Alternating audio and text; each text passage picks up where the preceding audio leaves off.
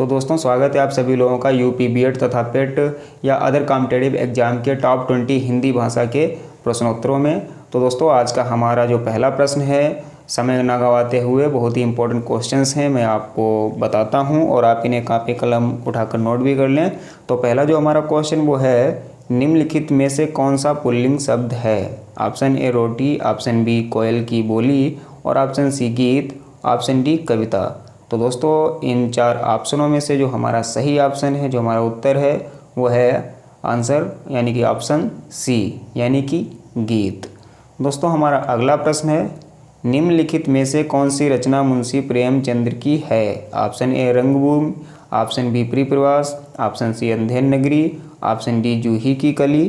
तो दोस्तों इनमें से जो हमारा सही ऑप्शन है वो है ऑप्शन ए रंगभूमि। और दोस्तों आपकी जानकारी के लिए बता दें कि दिए गए विकल्पों में रंगभूमि मुंशी प्रेमचंद का उपन्यास है और प्रियप्रवास अयोध्या सिंह उपाध्याय हरिऔध का प्रबंध काव्य है तथा जूही की कली सूर्यकांत त्रिपाठी निराला की प्रथम कविता है जो परिमल काव्य संग्रह में संकलित है और अंधेर नगरी भारतेंदु हरिश्चंद्र का मौलिक नाटक है।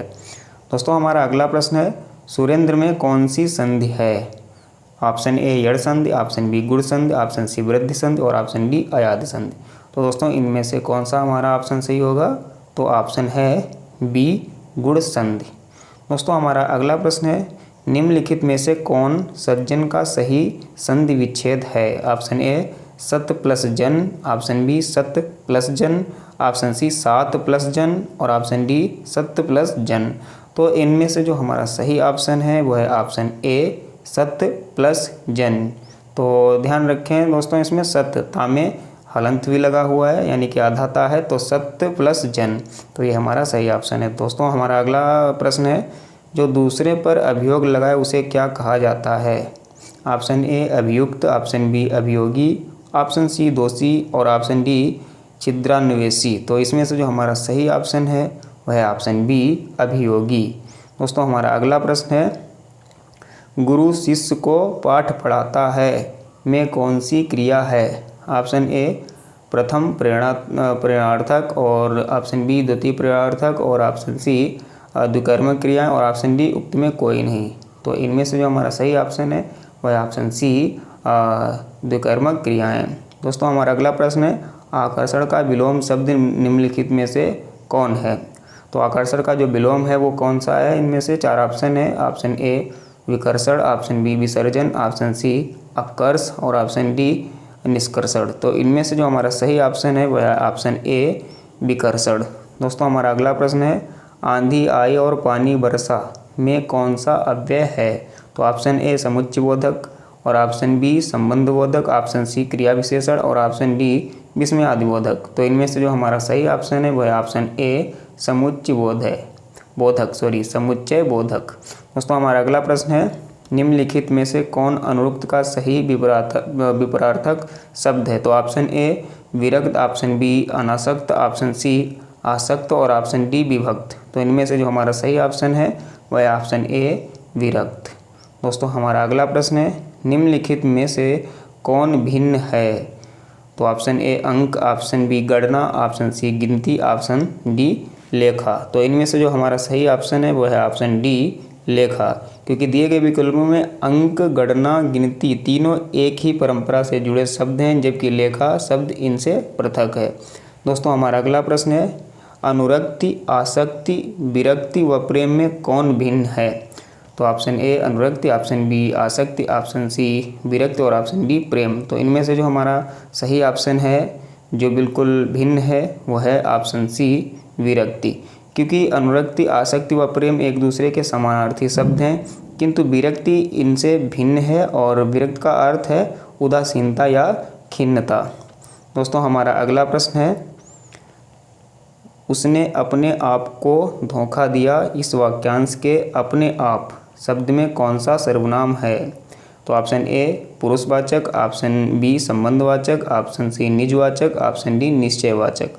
तो इनमें से जो हमारा सही ऑप्शन है वह है ऑप्शन सी निजवाचक। तो इसमें निजवाचक सर्वनाम है। दोस्तों हमारा अगला प्रश्न है, रीता धीरे धीरे चली वाक्यांश में धीरे धीरे शब्द में किस क्रिया विशेषण का रूप है?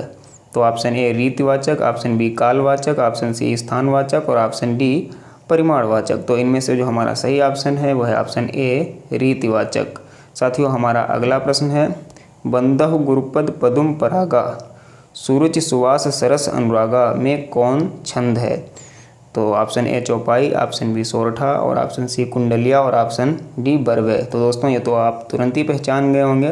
तो हमारा इसमें जो ऑप्शन सही है वो है ऑप्शन ए चौपाई। साथियों हमारा अगला प्रश्न है निम्नलिखित वाक्यों में एक सकर्मक क्रिया का वाक्य है। तो कौन सा है सकर्मक क्रिया का वाक्य? ऑप्शन ए रमेश अपना हाथ खुजलाता है, ऑप्शन बी संगीता मुस्कुराती है, ऑप्शन सी रीता पढ़ती है और ऑप्शन डी वह आता है। तो इनमें से जो हमारा सही ऑप्शन है वह है ऑप्शन ए रमेश अपना हाथ खुजलाता है। क्योंकि रमेश अपना हाथ खुजलाता है या सकर्मक क्रिया से युक्त वाक्य है। सकर्मक क्रिया की पहचान क्या, किसे या किसको आदि प्रश्न करने से होती है। सकर्मक क्रिया उसे कहते हैं जिसका कर्म हो या जिसके साथ कर्म की संभावना, अर्थात जिस क्रिया के व्यापार या संचालन में तो कर्ता से हो पर जिसका फल या प्रभाव किसी दूसरे व्यक्ति या वस्तु के अर्थात कर्म पर पड़े, जैसे श्याम आम खाता है, इस तरीके से। तो साथियों हमारा अगला प्रश्न है जिस समास में पहले या बाद का कोई भी पद प्रधान नहीं होता उसे क्या कहते हैं? तो ऑप्शन ए बहुब्रीहि, ऑप्शन बी तत्पुरुष, ऑप्शन सी कर्मधारय और ऑप्शन डी अव्ययी भाव। तो इनमें से जो हमारा सही ऑप्शन है वह है ऑप्शन ए बहुब्रीहि। और हमारा अगला प्रश्न है रसराज किस रस को कहा जाता है? ऑप्शन ए श्रृंगार रस, ऑप्शन बी वीर रस, ऑप्शन सी रौद्र रस और ऑप्शन डी हास्य रस। तो इनमें से जो हमारा सही ऑप्शन है वह है ऑप्शन ए श्रृंगार रस। साथियों हमारा अगला प्रश्न है हरिगीतिका के प्रत्येक चरण में कितनी मात्राएं होती हैं? तो दोस्तों मैं आपको बताना चाहूँगा कि इनमें से जो प्रश्न आ रहे हैं वो लगभग व्याकरण से संबंधित हैं। तो अगर आपने रस या छंद के वीडियो नहीं देखे हैं जो मैंने अपलोड किए हैं तो बहुत ही बारीकी से और बहुत ही अच्छी मतलब ट्रिकी हिसाब से मैंने बताए हैं। तो आप वो उनको देख सकते हैं। उनका लिंक इस वीडियो के डिस्क्रिप्शन में मैं आपको दे दूंगा, वहाँ पे आपके चेक कर लीजिए। बहुत मस्त ट्रिकें हैं, तो आप जो है ज़रूर देखिए। तो साथियों हरिगीतिका के प्रत्येक चरण में कितनी मात्राएं होती हैं? तो option A 14, option B 21, option C 24, option D 28। तो इनमें से जो हमारा सही ऑप्शन है वो है ऑप्शन डी 28। साथियों हमारा अगला प्रश्न है मैं काम से जा रहा हूँ वाक्य में से का कारक निम्नलिखित में से कौन है? तो ऑप्शन ए करण कारक, ऑप्शन बी संप्रदान कारक, ऑप्शन सी संबंध कारक और ऑप्शन डी अधिकरण कारक। तो इनमें से जो हमारा सही ऑप्शन है वो है ऑप्शन ए करण कारक। तो साथियों हमारा अगला प्रश्न है कार्य की निश्चितता तय न कर पाना इस वाक्य के एक शब्द में कह सकते हैं। ऑप्शन ए किंग कर्तव्य विमूढ़, ऑप्शन बी अकर्तव्यनिष्ठ, ऑप्शन सी अनुभूत और ऑप्शन डी अकरणीकृत। तो इनमें से जो हमारा सही ऑप्शन है वो है ऑप्शन ए किंग कर्तव्य विमूढ़। साथियों हमारा अगला प्रश्न है निम्नलिखित में से इक प्रत्यय में किस शब्द का निर्माण हुआ? ऑप्शन ए लौकिक, ऑप्शन बी कटनी, ऑप्शन सी कहानी, ऑप्शन डी कोशिश। तो इनमें से जो हमारा सही ऑप्शन है वह है ऑप्शन ए लौकिक, क्योंकि लौकिक शब्द में इक प्रत्यय प्रयुक्त हुआ है। यह एक तद्धित प्रत्यय है जो संज्ञा सर्वनाम विशेषण शब्दों के अंत में लगता है।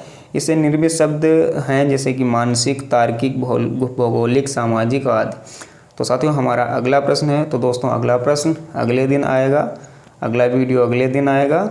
और अगर आपको ये वीडियो अच्छा लगा, अगर आप चाहते हैं कि मैं इसी तरीके से डेली के डेली आपको अपडेट करता रहूं, तो आप चैनल को सब्सक्राइब कर लीजिए और हमें कमेंट करके ज़रूर बताइए। मिलते हैं अगले वीडियो में। धन्यवाद।